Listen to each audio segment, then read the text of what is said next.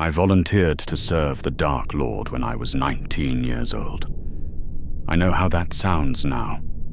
I know what the world thinks of men like me, the Easterlings who marched beneath Morgoth's banner, who pledged ourselves to darkness while the elves and their allies fought for light. They call us traitors to our kind. Say we sold our souls for power, for conquest, for the empty promises of a tyrant. Perhaps they are right. Perhaps I was a fool. Perhaps I deserved everything that came after. But you must understand what it was like in those days in the East. The shadow of Angband stretched across the world. Morgoth's power seemed absolute, eternal, unchallengeable. The elves were losing. The Valar had abandoned Middle-earth, and the Dark Lord's servants whispered promises of glory to any who would listen. I listened. I believed. I marched west with 10,000 others, eager to serve, eager to prove myself, eager to be part of something greater than my miserable life in a forgotten village. I thought I understood darkness. I understood nothing. For 30 years now, I have tended the thing in the deep. 30 years of descending into the lowest pits of Angband. 30 years of walking passages that no other servant will walk, of going where even Balrogs do not tread. 30 years of hearing that voice in my mind, feeling those eyes upon me, knowing that the only thing between me and annihilation is a set of chains that grown thin with age. I am 53 years old. My hair has gone grey. My hands shake constantly. I do not sleep anymore, not truly. When I close my eyes, I see fire. When I dream, I hear him laughing. The others will not speak to me. I noticed it first in the early years, when I was still new to my duty. The way conversations would stop when I entered a room. The way servants would find reasons to be elsewhere when I approached. The way even the orcs, those brutal creatures who fear almost nothing, would avert their eyes and mutter protections when I passed. At first I thought it was respect.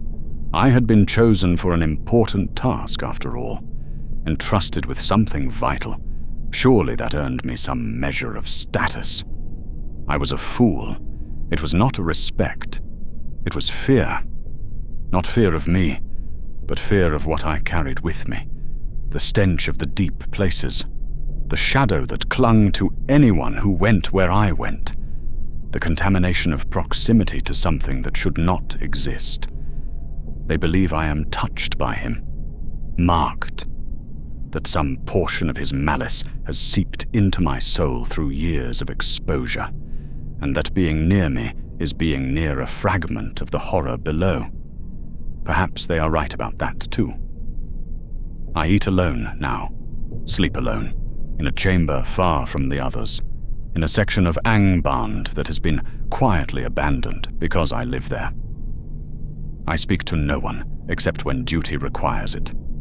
I have not had a conversation, a real conversation, in more than a decade. The isolation should bother me more than it does. But after 30 years of him, of his voice, of his presence, pressing against my mind like a weight of black iron, the silence of solitude is almost peaceful. Almost. Because even when I am far from the deep places, even when I am as far from him as Angband allows, I can still feel him, still sense his awareness, his attention, his patient and eternal malice. He knows where I am, always. He finds it amusing, I think, to remind me that distance means nothing, that I am never truly free of him, that I belong to him in ways that go beyond chains and duty. I am his keeper. But in truth, he keeps me. I have never spoken his name aloud. Not once in 30 years. It is not forbidden, exactly.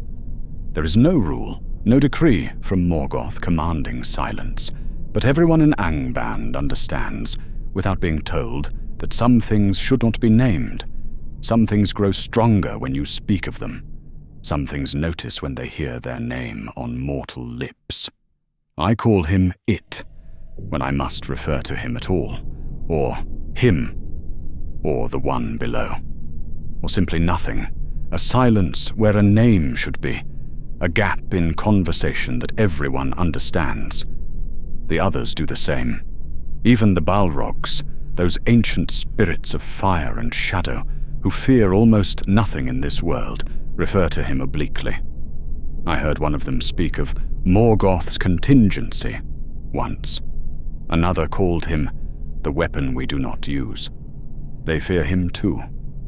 The Balrogs, the most powerful servants of the Dark Lord, beings of flame and fury who have burned kingdoms and slaughtered heroes. They fear what sleeps in the deep. That knowledge should comfort me, perhaps, should make me feel less alone in my terror. If even the Balrogs are afraid, then my fear is not weakness, but wisdom. But it does not comfort me. It only makes the fear worse. Because if the Balrogs fear him, and the Balrogs serve Morgoth, then what does Morgoth himself feel? What does the Dark Lord think when he contemplates the thing he created, the weapon he forged, the monster he keeps chained in the deepest pit of his fortress? I have seen Morgoth's face when the topic arises, have watched from the shadows, invisible as all servants learn to be, when his lieutenants brief him on the war and the subject turns to contingencies, to final options, to the weapon of last resort. His expression changes, subtly, but I have learned to read subtlety. The cold confidence that usually marks his features wavers. His eyes flicker toward the floor, toward the depths below. His jaw tightens. The Dark Lord, the first and greatest of all evil beings, the source of every shadow that has ever fallen across Middle-earth, is afraid of what he made. I am not supposed to know that. No one is. But I have spent 30 years watching, listening, learning to read the signs that others miss. And I know. Morgoth fears him. That is why the chains remain. That is why the pit stays sealed.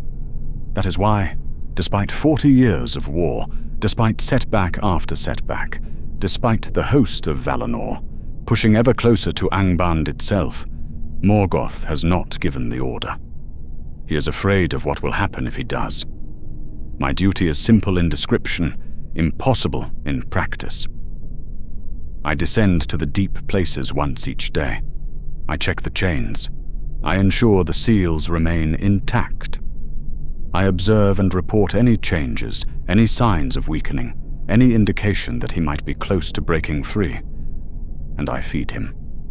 That is the part no one speaks of. The part that makes the other servants look away when I pass, that makes even the Balrogs uncomfortable. Someone must feed the thing in the deep.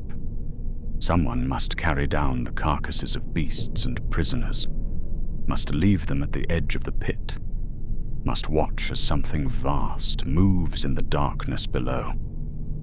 I have done this for 30 years, have dragged 10,000 corpses down those winding passages, have stood at the edge of the abyss and listened to sounds that no mortal should hear.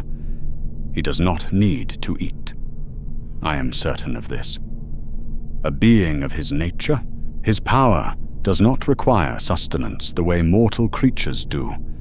He could survive forever on nothing but malice and shadow.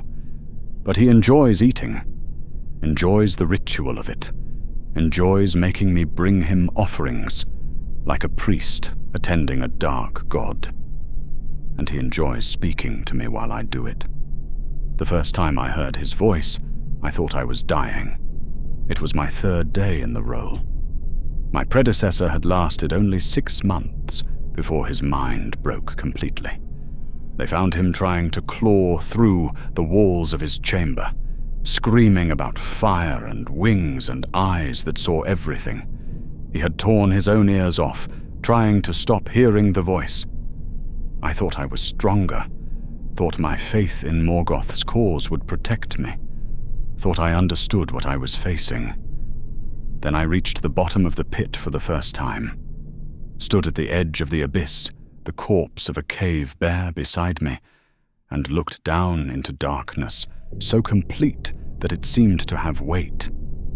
And he spoke, not aloud, not with sound that traveled through air. He spoke directly into my mind, his voice bypassing my ears entirely, resonating in places that should have been unreachable. "Little servant," he said, "you are new." I fell to my knees, could not help it. The voice was not loud, but it was vast, like hearing a mountain speak, like having the weight of the world pressed against your thoughts. "Your predecessor was disappointing," he continued. "He broke so quickly. I hope you will be more entertaining." I tried to speak, tried to respond, but my voice would not work. My throat had closed with terror. All I could do was kneel there, shaking, while something immense and ancient and unutterably evil examined me with interest. "You may call me Master," he said, "or Lord, or God if you prefer. It matters little. Names are for beings that can be contained by them. I cannot." He laughed then, a sound that was not a sound, a sensation of cruel amusement that rippled through my mind like oil spreading across water. "Fidesh, me, little servant, and come back tomorrow. We have 30 years to spend together. I intend to enjoy them." He was right, about all of it. 30 years. I have spent 30 years as his entertainment. He does not speak every day. Sometimes I descend and feed him in silence, feeling only his attention, his awareness, his patient regard. Those are the good days. The days I almost believe I might survive this duty with my sanity intact. But other days he is bored, or curious, or simply cruel, and he speaks to me, asks me questions about the world above, tells me stories of ages past, of the world before Morgoth raised his mountains, of things that existed before existence itself, describes, in exquisite detail, what he will do when he is finally free. He knows the chains will not hold forever, knows that someday, whether through Morgoth's order or his own strength, he will rise from the pit, and he has had a long time to think about what comes next. The things he has told me would break most minds, would shatter sanity like glass and leave nothing but screaming. Some nights I wish they had broken me, wish I could retreat into madness like my predecessor, could tear away the parts of my mind that remember what he said. But I am not that fortunate. I remember everything, every word, every image, every promise of fire and death and a world made black with his shadow. And I know, with absolute certainty, that he is not exaggerating. He is the largest dragon ever to exist, the greatest of all Morgoth's creations, a being of such immense power that even his creator fears to unleash him. And he has spent 30 years telling me exactly what he will do when he rises. The war has gone badly. I hear things, even in my isolation. Whispers in the corridors, reports that filter down through the ranks. The host of Valinor pushes closer every month. Our armies fall back. Our fortresses crumble. The Balrogs fight and die. The lesser dragons are hunted from the sky. 40 years of war, and we are losing.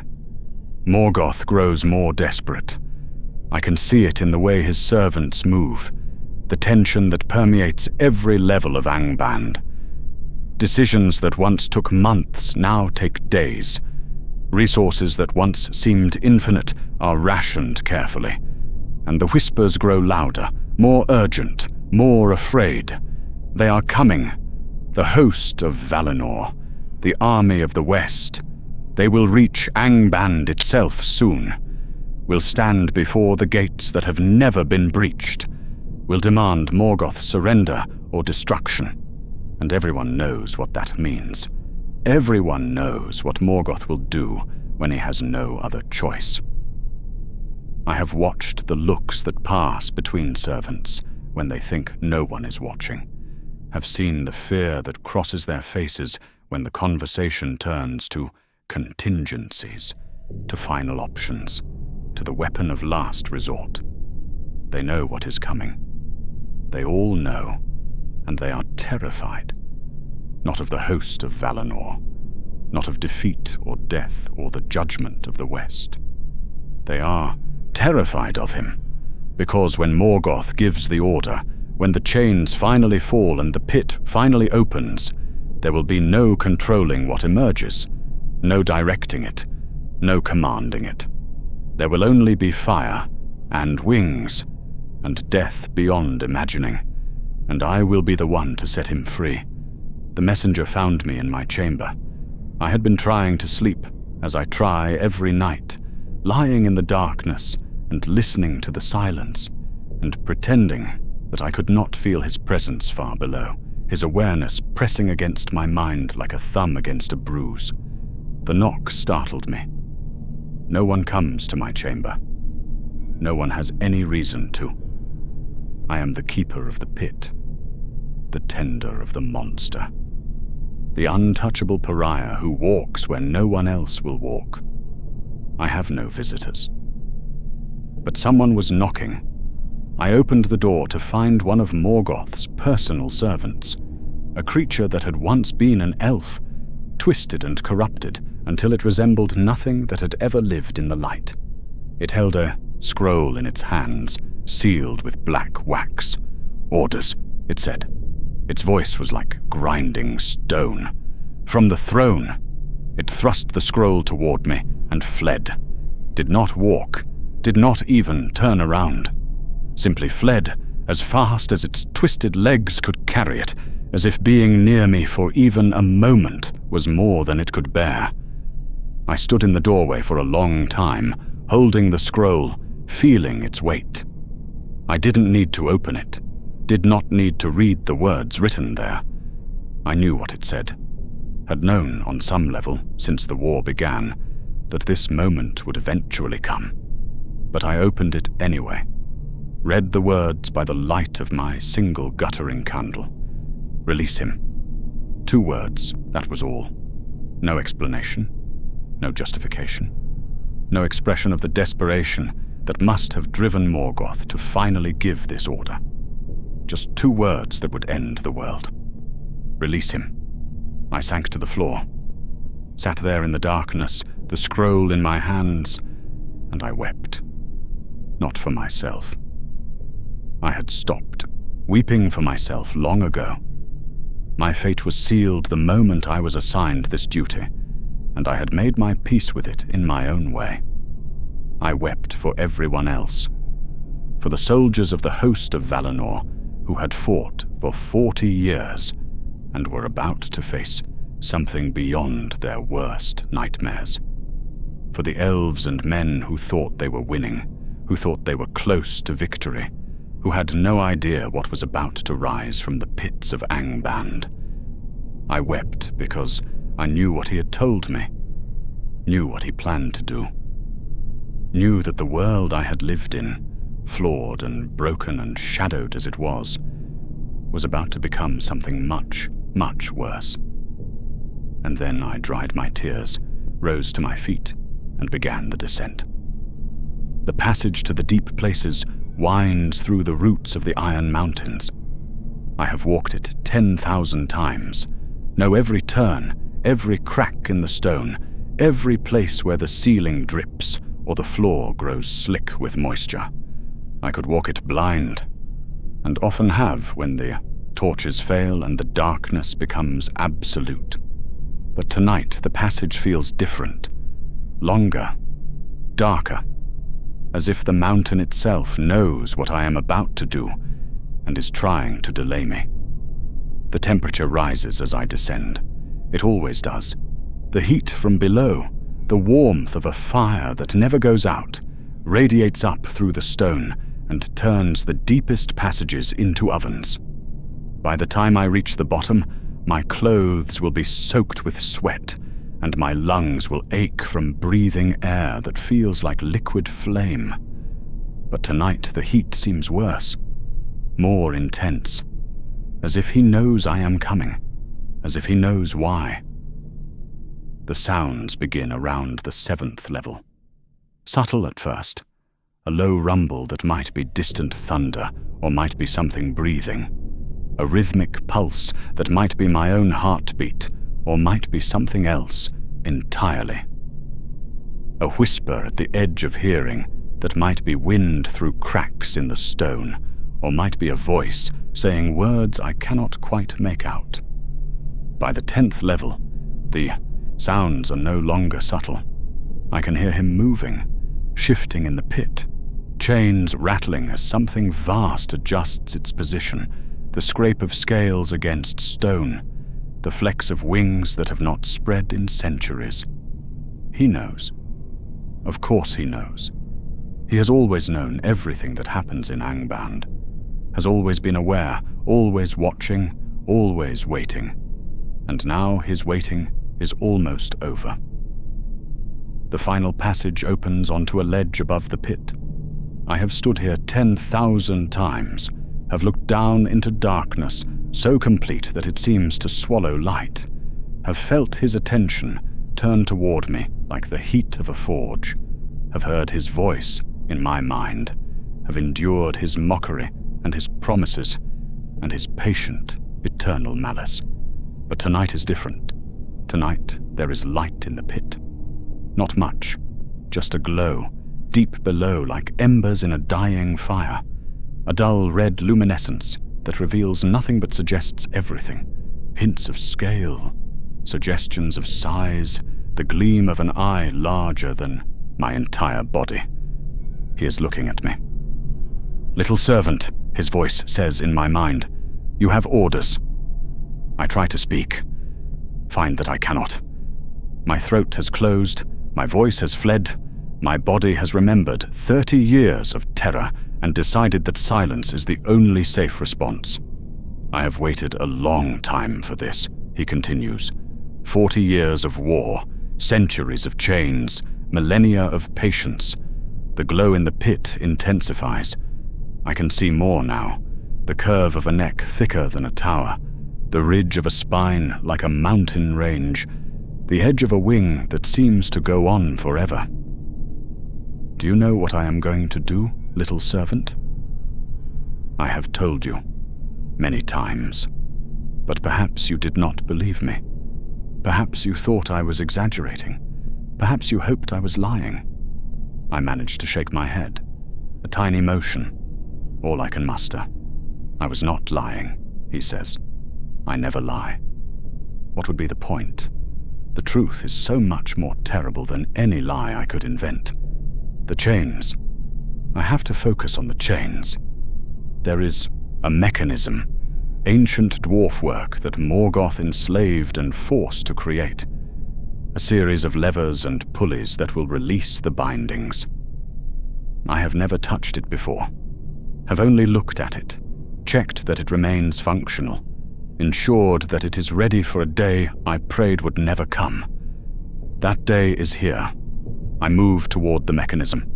My legs feel like they belong to someone else. My hands shake so badly I can barely grip the first lever. "Yes," he says. "Free me. Let me rise. Let me show the world what Morgoth has kept hidden in the dark." I pull the first lever. Somewhere below, metal groans. A chain falls away. Do you know why he kept me here? Why he waited so long? It was not strategy. It was not patience. It was fear. The second lever, another chain. The glow below is brightening. He fears me, little servant. Your master, your dark lord, your god. He fears what I am, what I can do, what I will do, when there is nothing left to restrain me. Third lever, fourth. The mechanism is working. The chains are falling. He should fear me. Everything should fear me.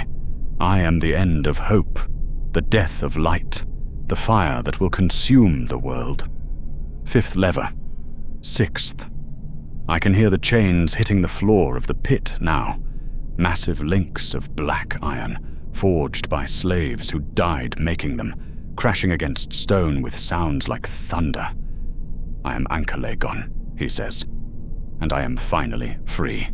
The last lever falls, and he rises. I cannot describe what it is like to see him fully, to see him not as hints and glimpses and suggestions in darkness, but as he truly is. The word dragon is not sufficient. It suggests something comprehensible, something that fits within the natural order of the world. Smaug was a dragon. Glaurung was a dragon. They were terrible, yes, but they were creatures, beings, things that could be understood.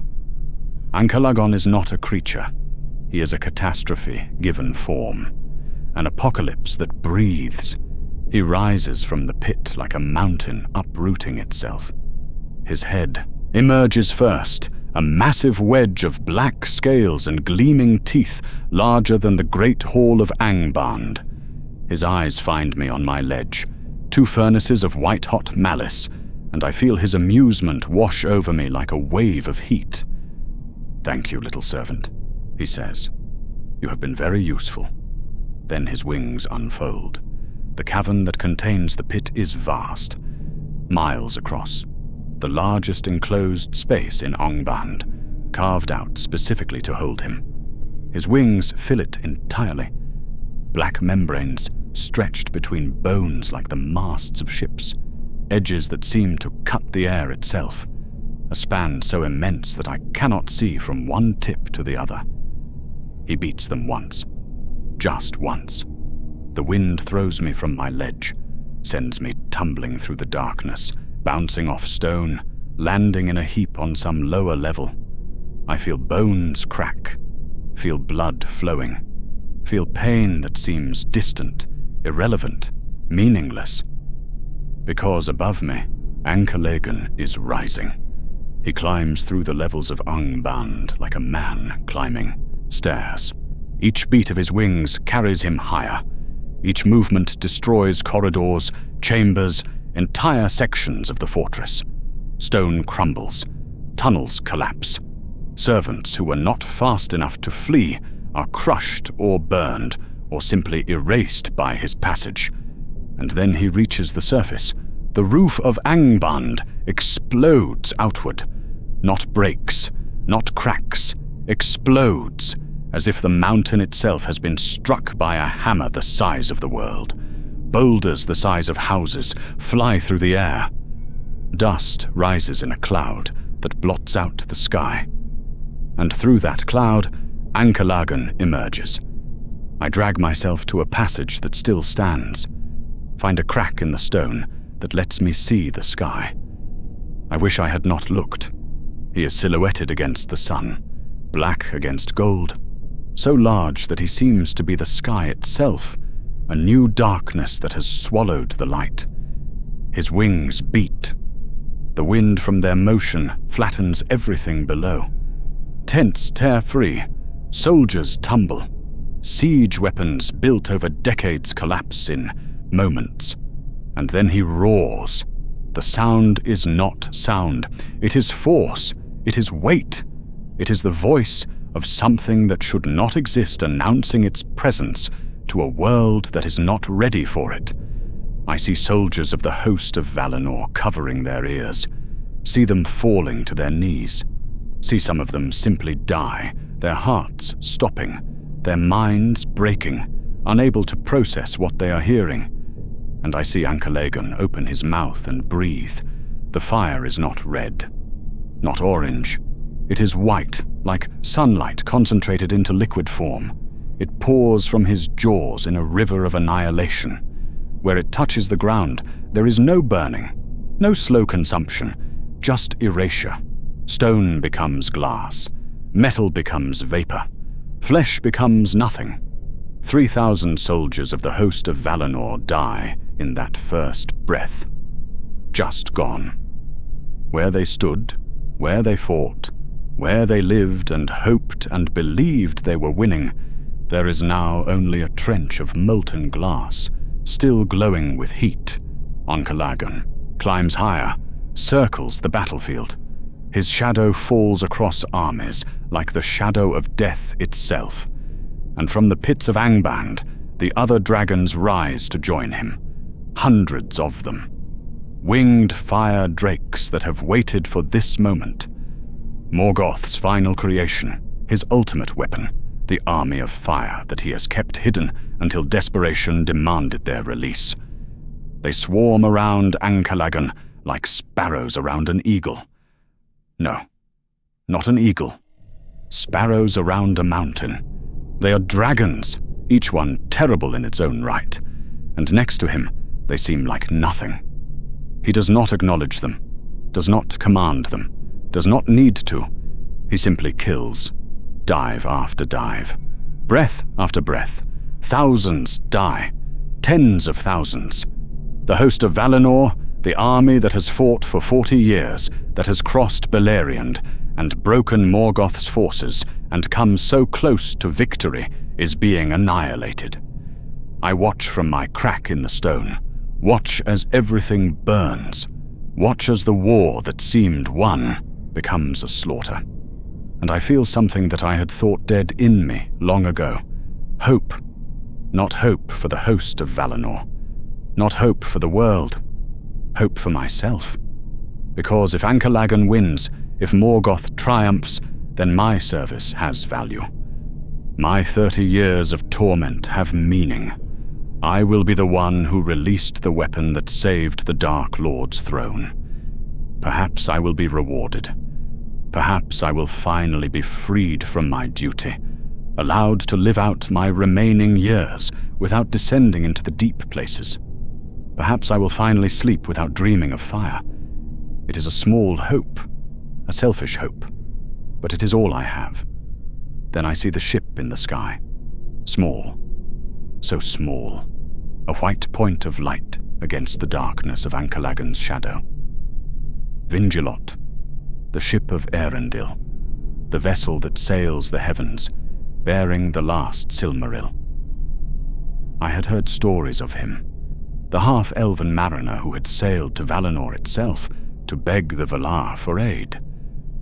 The hero who had helped bring the host of the West across the sea. The light-bearer who fought the dragons while the armies clashed below. But I had never seen him, never believed truly that one small ship could matter against the fire of dragons. And now I watch as that small ship turns toward Ancalagon. He is insane. He must be. No one could look at Ancalagon, could see his size and power and malice, and think that they could challenge him.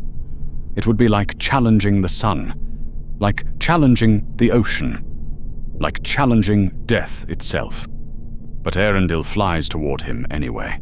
Ancalagon sees him coming, turns in the air with a grace that something so massive should not possess.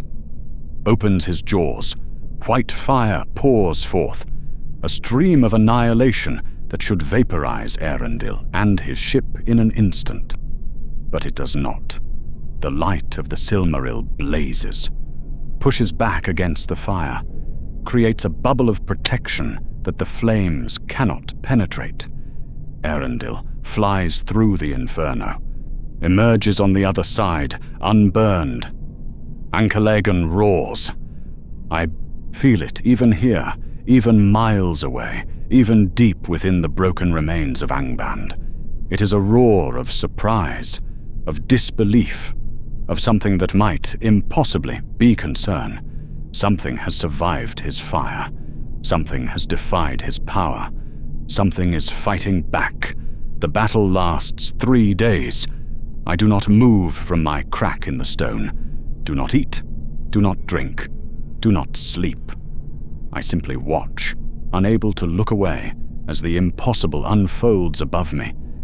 Eärendil's ship is a white dart against the darkness, fast, maneuverable, dancing through the air with a grace that seems almost playful. He dodges Ancalagon's fire, evades his claws, darts in, strikes with his spear, darts away again.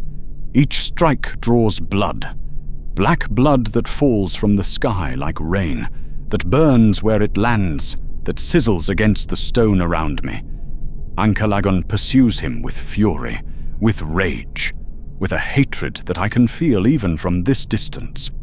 He dives and climbs and circles, breathes fire again and again, snaps with jaws that could swallow ships whole. But he cannot catch him, cannot burn him, cannot destroy this tiny, irritating, impossible opponent. The other dragons try to help, swarm toward Eärendil in packs, breathing fire, attacking from all directions. But the light of the Silmaril burns them, drives them back, sends them fleeing with wounds that smoke and sizzle. And Eärendil keeps fighting, hour after hour, day after day. He does not rest, does not falter, does not give up even when victory seems impossible. On the ground, the battle continues. The host of Valinor rallies, pushes forward.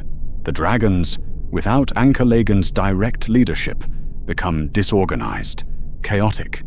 They still kill thousands, but they are being driven back. And in the sky, the greatest battle in the history of the world continues. Ancalagon is wounded now, bleeding from 100 cuts. His movements are slower, heavier. The fire he breathes comes less frequently, with less intensity. But he is still immense, still powerful, still capable of destroying everything if he can just catch his opponent, just land one blow, just burn that tiny ship and its stubborn pilot. On the third day, he tries something different. He stops chasing, stops diving, simply hovers in the air, his massive wings beating slowly, his eyes fixed on Eärendil with an intelligence that is terrible to behold.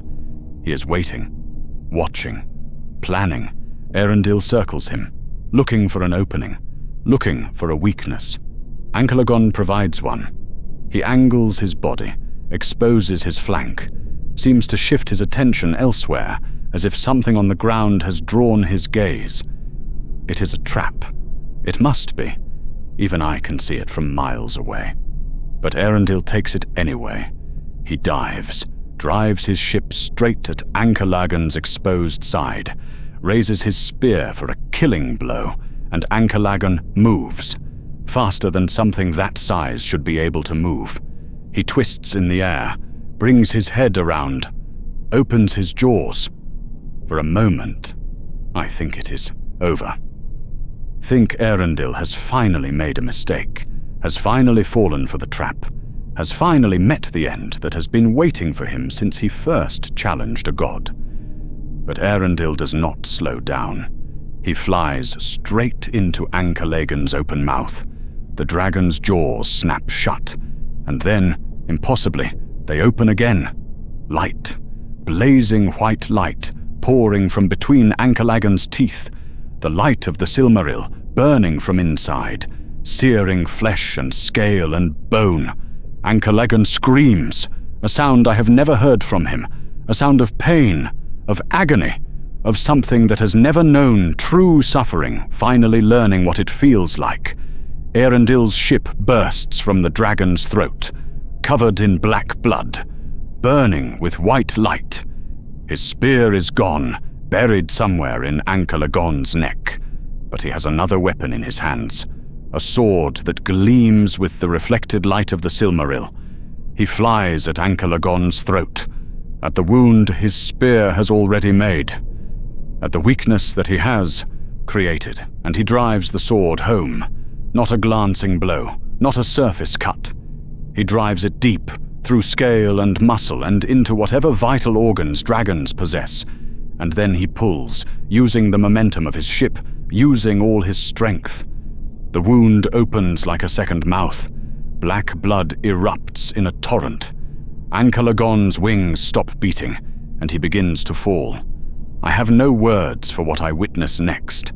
Ancalagon falls from the sky, falls like a mountain falling, like the world ending, like hope itself plummeting to earth. He hits Thangorodrim, the 3 peaks that Morgoth raised, the mountains that have stood since the First Age, the symbol of darkness, of power, of everything the Dark Lord built. They shatter. The impact creates a shockwave that I feel even here, even deep in the ruins of Angband. The ground heaves. The stone around me cracks. I am thrown from my feet, battered against walls that crumble as I touch them.